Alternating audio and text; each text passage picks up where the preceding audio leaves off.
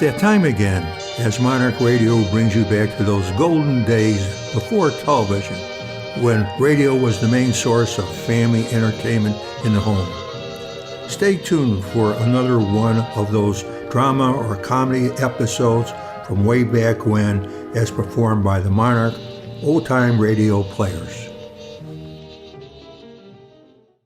The Witch's Tale was a horror fantasy radio series which aired from May 21st, 1931 to June 13th, 1938 on WOR, the Mutual Broadcasting System New York flagship radio station, and in syndication.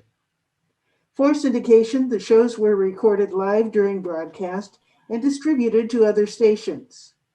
The series was written by Alonzo Deen Cole, who would act on the show as well. In later years, Cole would become the writer of the popular radio series Casey, Crime Photographer. Today's episode, Spirits of the Lake, first aired in 1932 and was replayed in 1933 as a two-part series. It is now our pleasure to bring this entire episode as performed by the Monarch old-time radio players.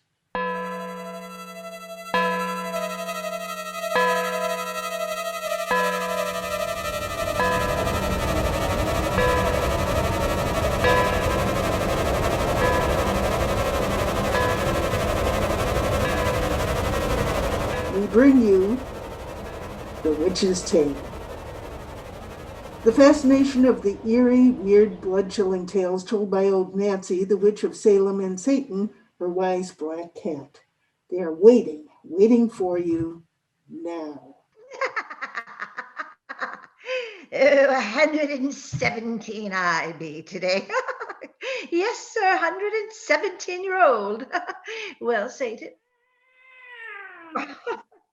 if these folks would just douse out their lights, we'll spin another of our old bedtime stories to ruin their night's rest. That's right. Nice and dark and cheerful now. Draw up to the fire and gaze into the embers. Gaze into them deep, and soon y'all see an island in the center of a lake in Michigan. Not so long ago, the Red Indians owned that island out there and worshiped the spirits of its waters and its skies. And they're what we're going to hear about tonight, the spirits of the lake. The spirits of the lake.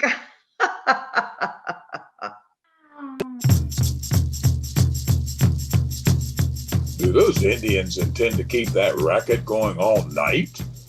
Surely their chanting doesn't annoy you, dear. I was just thinking how weirdly beautiful it sounded coming across the waters. Beautiful? Oh, I'm sorry you don't like it. You will hear it every evening while the new moon casts its reflection on the lake. Well, that's a pleasant prospect. You're terribly bored here, dear, aren't you? Naturally, I'm bored. I'm not accustomed to living in the wilderness where I see no one but Injuns all day.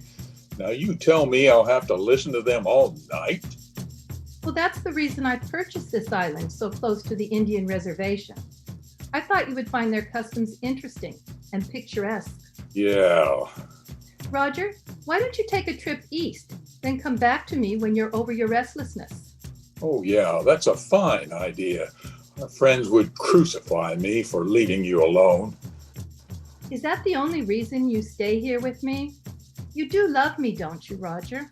I'm married to you. Husbands are supposed to love their wives.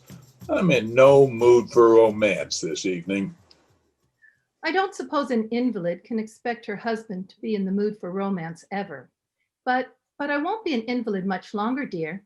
I'm getting better every day. Oh, it's really very seldom I cough anymore like that. But in a little while, I'll be completely well, and we can return to New York together or travel in Europe. Anything you want to do. Oh, I mean to give you such a good time to make up for the dreary months you've spent out here because of me. Well, thanks for reminding me that to have a good time, I'm dependent on your money. I didn't mean that. You know I didn't mean that. Oh, all right. Let's not talk any more about you and me. No, we don't seem able to talk of you and me. God, if I have to listen to that savage caterwauling much longer, I'll go stark raving mad. Perhaps if you know the reason for the chanting, it might interest you a little. Two Horses told me all about it this afternoon. You know, he's the old Indian that comes and visits our housekeeper. She's his cousin, I think. And Roger, it's the funniest thing, but they call me White Goose. And what about the darn chanting? Oh, yes. Well, it's a ceremony the tribes hold each year at this time to appease the spirits of the lake. The Neba Norwegs, they call them. This is a holy lake to the Indians, you know. They say that if anyone affronts it or harms its friends, the lake spirits take terrible vengeance. Two Horses spoke so convincingly that I made a peace offering to the lake. Peace offering? What do you mean? Well, I cast a bouquet of flowers and said a prayer Two Horses taught to me. God, no wonder they call you White Goose. Another month in this wilderness, and you'll be going around clothed in a blanket. Roger? Oh, I'm going out. I'll paddle around in my canoe and work my nerves off. Norma can sit with you. You'll enjoy her Indian grunting more than my conversation anyway. Oh, Norma, come in here with Mrs. Benton. I'm going out. Huh? Me come. Roger, why not take me with you in the canoe? We haven't been together on the lake in over a week. Some other time, not now. Don't wait up for me. I may be later. Roger, wait. Well? You're not going to the Johansson's farm again. What do you mean again? Well, I know it's quite all right, dear, but there's been some talk of you and that girl there, and... Oh, there has, huh? I'm having an affair with Hilda Johansson, I suppose? No, dear, no. No, so that's what you have in your mind. It isn't bad enough I have to be cooped up with you among those Indians, but now I mustn't even look at a decent-looking white woman. Oh, Roger. Oh, how I hate it all. This beastly island, those filthy savages, this slimy lake, how I hate. No, don't. Oh, I didn't say I hated you. I'll see you later. Good night. Poor white girl. My husband doesn't mean anything when he speaks angry to me. He's really a very good man underneath. He better be good if he goes out on lake. What do you mean?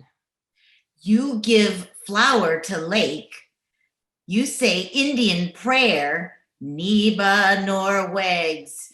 Now your friend, if your man not good to you, Neba Norwegs, punish. Neba Norwegs, punish hard. Hilda, I'm mad, insane about you. Why do you hold me off like this? Because you haven't any right to be insane about me. You're a married man. Oh, we're not children. You know I don't care a hang about my wife. Besides, it's just a question of time before she, well... Before she dies, you mean? Yeah, she thinks she's getting better. The doctors don't tell her what they tell me. You know, when I'm free, I will marry you. I swear I will. I just can't wait for you till then. I've got to have you, Hilda. I've got to. Let me go. You will only have me as your wife. I've told you that before. Well, if you really mean it, why don't you stop making a fool of me?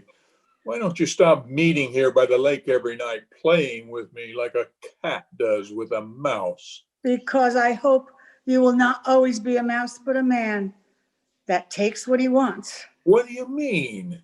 Simply that if you're so mad about me as you say, you'll not let a woman that you hate stand between us any longer. Well, what can I do? Divorce is out of the question. Of course, her money would be taken away from you. Oh, I'm not thinking only of money. I'm not thinking only of divorce. Well, what are you thinking of? Of how mistaken doctors are sometimes. Your wife might live for years, unless an accident should happen. An accident? On this lake, for instance, it's very deep, and there are sharp rocks near the surface that could rip a canoe to pieces. You might be paddling with her in the moonlight, not knowing those rocks were near.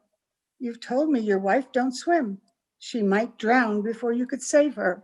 You're suggesting? I'm only talking, but if such an accident should happen, you'd inherit all her money and have me for your wife. No, I won't. No, I couldn't.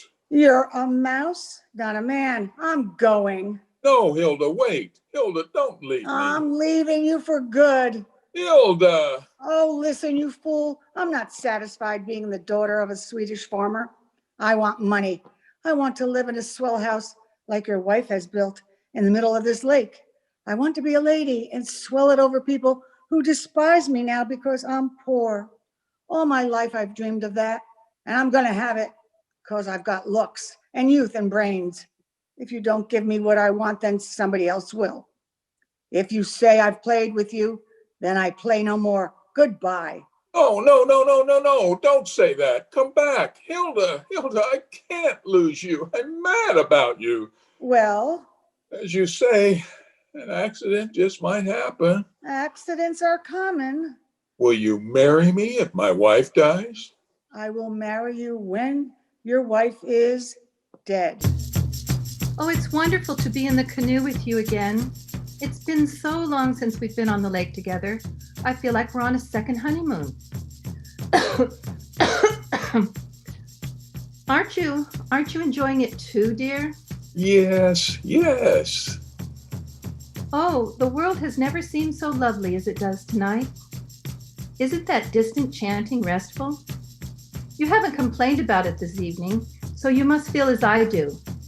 It sounds like what it really is, a prayer for the dying. Is that what they're singing? A death song? Yes, this is Indian summer, the moon of falling leaves, of dying things. Moon of falling leaves, of dying things. Dear, why you're frightfully nervous tonight. Your hands are shaking as they work the paddles. Oh, I'm all right. No, you're not. You're so unhappy here. We will only come back for a day each year so that I can renew my offering to the spirits of the lake. I've taken the native belief quite seriously that I'm under their protection, according to Norma and 2 horses. Oh dear, well, be careful where you're guiding us. You are close to those sharp rocks the Indians call the Spirits Challenge. They say the road to the villages of the happy dead lead over such rocks as that. Rocks with a knife-like edge on which only the good can keep their footing. The bad fall off into an abyss of eternal torment. Stop talking, that savage rot. I'm not afraid of spirits. They can't hurt me. And they will say it was an accident. Roger, you're mad. An accident. That's what they will say, an accident. You're making for those rocks perfectly. An accident. You mean to drown me. Roger, don't. Turn back. Turn back. We're going to... Oh, Roger, save me. Help me. I'm sinking. Roger, come back. Oh, God, I pray. Spirits of the lake, punish. Punish.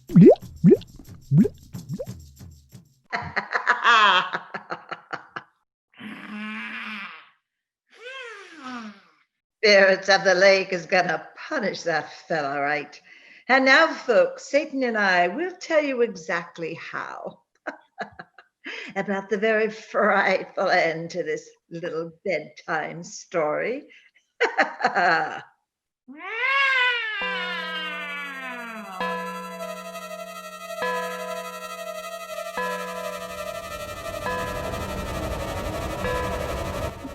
Well, Satan,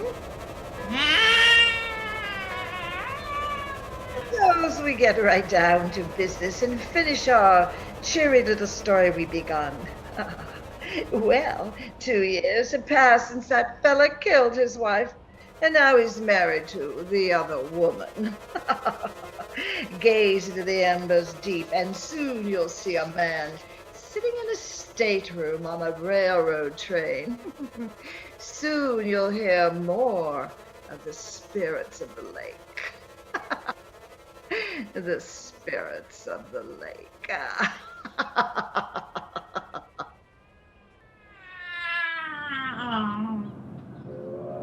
Smithfield Crossing. Anyone would think something was going to happen to you on the island, the way you're whining about going back there. Oh, I don't want to go back there, Hilda. If you were anything more than a human cake of ice, you'd understand my feelings about the place. What a durable conscience you have. After 2 long years, the accidental death of your wife bothers you as much as ever. Hilda, for God's sake, don't talk like that.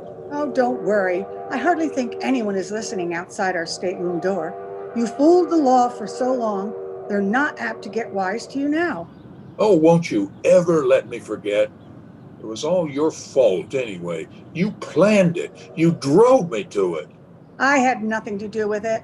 I wasn't even there. In fact, I know nothing about it. Oh, God. Oh, snap out of this and get our bags together for the porter. If my folks are waiting at the station to meet us, I don't want them seeing you looking like a frightened cur. Couldn't we stay with your family while we're here instead of that darn island? Live in that dinky farmhouse when I can swell it over the neighbors in that big house on the island? I guess not. But Hilda, I told you I'd buy you a nicer place somewhere else. Hilda, I'll buy you anything you want, but don't make me go back there. You could buy me the most expensive mansion on Park Avenue, and it wouldn't give me the kick of living on that island, owning that big house there, swelling it over the people who knew me when I was poor. You've kept me from it for 2 years, but now I'm going to have it.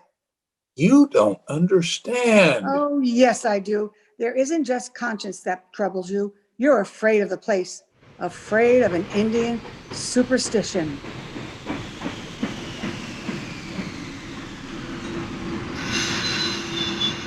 No, no. Yes, you are. Your other wife made you believe there were spirits on that lake, some sort of Indian goblins who'd make you pay for what you did to her. You said she called upon them as she sank beneath the water. Yes, yes.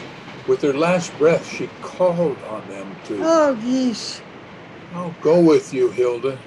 Just let's not talk anymore about it. All right. Well, come on in. If my family is waiting here, they can drive us to Two Horses Place, and he can row us to the island. Okay, get those bags together. Coming back during Indian summer, the moon of falling leaves. What about it? It's time to do the rest. Who's there? Order, ma'am. We've come to the station. We're ready. Open the door and help him get the bags. The moon of falling leaves. The time of dead things. The house looks simply great, Norma. You'd never know it's been vacant for 2 years the way you've kept it. I've been over every inch, Roger, and it's spotless. This squaw is worth a raise in wages. You'd like me for a boss, old woman. Norma, your people are singing their prayer to the spirits of the lake. It's for the moon of falling leaves. Yes, I know, and of dying things. Go now. Run along. Two Horses is waiting for you in the rowboat. Mind you bring back everything I'm sending you for, too. Norma, wait a minute. Is the canoe in good shape if we wanted to leave the island? What do you mean if we want to leave the island? The canoe, all right. Go on, get out. Me go. Haven't you any sense at all? The way you've acted since we've landed here, even those Indians know you're scared to death of the place. You want them to suspect the reason why? I think they've always suspected. Now we're alone here, just you and me. And what of it? Let's get out of this kitchen. You best lay down a while and see if you can pull yourself together. I'll try. Wait till I put down this window. I can't stand the noise of those drums, that darn chanting. Well, I'm not crazy about it myself. Looks like a storm is blowing up. Come into the living room. No, Hilda, I can't do it. Oh, I forgot. That's where they brought her when they found her in the lake. Yes, they laid her on the divan in there. I had to go in and look at her. Hilda, you think I'm mad to think there are spirits in these waters? As the Indians say, spirits who love Bernice, who would punish those who hurt her. There was something queer about the way they brought her from the lake. What do you mean? It was as though the lake had taken care of her. Taken care of her? Yes, you know the slime that coats the surface in this month of falling leaves? Green, filthy slime that rises from the bottom and covers all it touches. Bernice's clothes were sodden. Leaves were entangled in her matted hair. The ugly slime had never touched her. The lake had not defiled the one who loved it. What a booby you are. Your mind is so filled with crazy notions about the place, you're only a step above a lunatic. Now that you're here and can see for yourself, there's nothing to be afraid of. And you may come to your senses. Come on, we're going into that living room. You must be right. There just can't be anything to be afraid of. Why, of course there isn't. Come on. Hilda, wait. What's the matter? I thought I heard a cough. A cough? Yes. There it is again. There's someone in that room now. Who's? No, don't open that door. What's the matter with you? You're as white as a sheet. Hilda, that's the way she used to cough. You're crazy. It's probably Norma. She's come in the house through the other door. No, look out the window. Norma is with two horses in the middle of the lake. That's funny. I don't see how anyone can be in the house. I inspected every room. It's that cough again. I'll soon find out who's doing it. Hilda, don't open that door. Oh, get out of my way, you coward. I thought so. The room is empty. Empty. There's that cough again. It's from the next room. Don't leave me here, Hilda. No, this room is empty too. Oh, thank God. Funny we both should hear that cough. You've talked so much, you've got me imagining things. Well, maybe we imagined it. It's going to rain. You feel how damp it's grown suddenly? Very damp, suddenly. Where did that come from? What? A moment ago, this room was clean as a pin. What do you see? Look, there on my rug, a path of, it's slime. Green slime from the bottom of the lake. Oh, that squaw didn't clean this. No, it wasn't there a minute ago. You said yourself. Oh, I must have overlooked it. Hilda, look, there's more. That spot wasn't there before, and there's another patch on the divan. Slime, green slime from the bottom of the lake. Hilda, the spot of the divan is growing larger. It is. What's causing it? That divan is where they laid her. Oh, stop that. There's a natural explanation for this, and we've got to find it. A patch of slime fell on my hand. From where? I don't know. It's crawling all around it. The spot on the divan. It's still growing. There's water soaked all over. It's from the day she laid there. She's dead and buried. It's from something else. That cough again. She's here, though we can't see her. No, I won't believe that. Water is oozing from the walls and slime, green slime. Water is coming from the plumbing, from rain, something natural. No, it's from the lake. The lake is going to punish us. I knew it would if we came back. I had nothing to do with it. It was you who killed her. It was you who made me do it. Oh, on the couch. A woman's body. Hers, as I saw it when they brought her in. Let me out of here. Let me out. Yes, run. To the canoe. Get me off this island. Oh my God, if we don't leave now, the lake will get us. It has nothing against me. I didn't do anything. No slime fell on me. It's dripping from the tree. It's falling all against it. It's falling on both of us. You as well as me, slime. Oh, that ugly slime from the bottom of the lake. The canoe at last. Shove off. No, that's what it wants, to get me on the water. Quick, don't stand here. I won't go into that lake.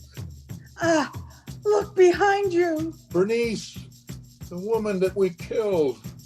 Shove off, get away. She's coming towards us. Oh, yes, yes. Her cold, wet arms are reaching out for me.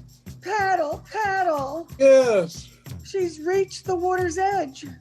with her hair all matted, that slime that covers us has not defiled her.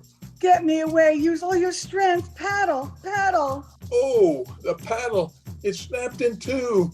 It was eaten through by worms from the lake.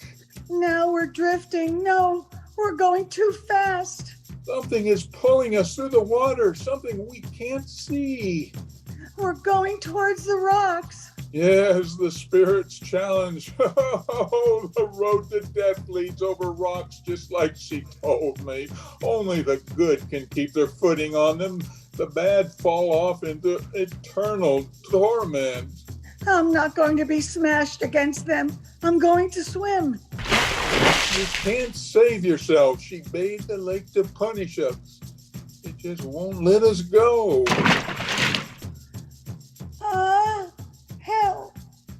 Help. Something is dragging me down. Spirits of the lake, the Neba Norweg. Help. Help. The rock, the road to death, eternal torment. I feel like cold hands pulling me down to the slime at the bottom. Bernice, you prayed to the lake to punish. The slime spared her, will cover me forevermore.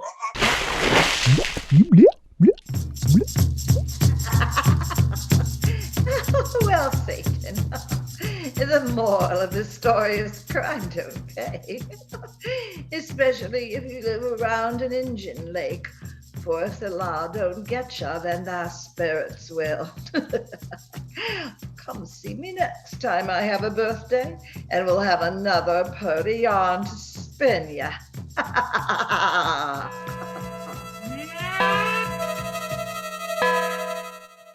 Featured in today's cast were yours truly, Judy Katz as the announcer, Patty Haynes as Old Nancy, Jane Utsumi as Norma and Satan, Judy Richards as Bernice and the Coughing Woman, Bill Steves as Roger, and Linda Sardi as Hilda.